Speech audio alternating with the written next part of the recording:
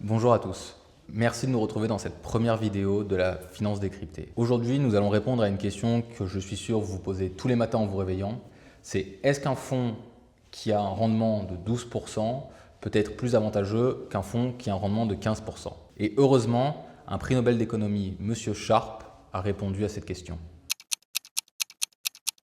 Dans les années 1960, l'économiste et futur prix Nobel d'économie William Sharpe se pose une question simple. Est-ce qu'un fonds performe seulement grâce au talent du gérant ou aussi à cause du risque-prix? Et comment évaluer le poids de chacun de ces deux facteurs à l'intérieur de la performance? Pour répondre à cette question, il a créé le ratio de Sharpe que nous allons vous présenter dans cette vidéo. Le ratio de Sharpe est un indicateur qui permet de mesurer la performance d'un investissement par rapport au risque. En clair, quel rendement obtenons-nous pour chaque unité de risque que nous prenons? Et maintenant, le moment que vous adorez tous, les mathématiques. Pour calculer le ratio de Sharpe, on a besoin de trois éléments. Le rendement d'un portefeuille, le rendement du taux sans risque, obligation d'État typiquement, et la volatilité de ce portefeuille. L'opération est simple, c'est le rendement du portefeuille moins le rendement du taux sans risque, le tout divisé par la volatilité du portefeuille. Maintenant que vous savez calculer le ratio de Sharpe, comment l'interpréter? Un ratio de Sharpe inférieur à 0 revient à dire que votre investissement a rapporté moins que le taux sans risque. Ici, il s'agit d'une très mauvaise utilisation du risque.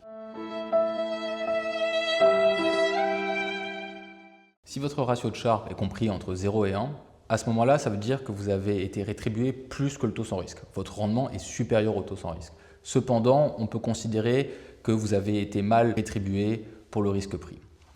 Il s'agit d'une situation commune dans le monde de la finance où certains fonds ont des ratios de Sharpe compris entre 0 et 1 ou certains portefeuilles ou allocations d'actifs.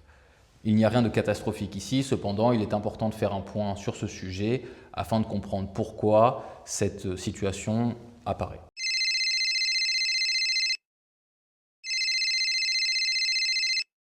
Si votre ratio de Sharpe est supérieur à 1, alors à ce moment-là, félicitations. Ça veut dire que vous avez eu un rendement supérieur au taux sans risque, mais surtout que votre risque a été bien rétribué. En clair, vous bénéficiez d'un équilibre parfait entre le risque pris et le rendement obtenu dans votre investissement.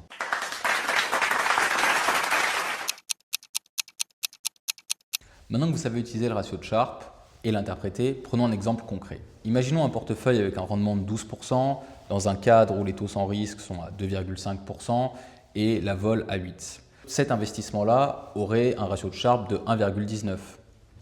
Si on prend un investissement avec un rendement supérieur, 15%, taux sans risque ne bouge pas, on est toujours à 2,5%, mais la vol, elle, augmente de 14% dans le cadre de cet investissement. À ce moment-là, votre ratio de Sharpe sera de 0,89.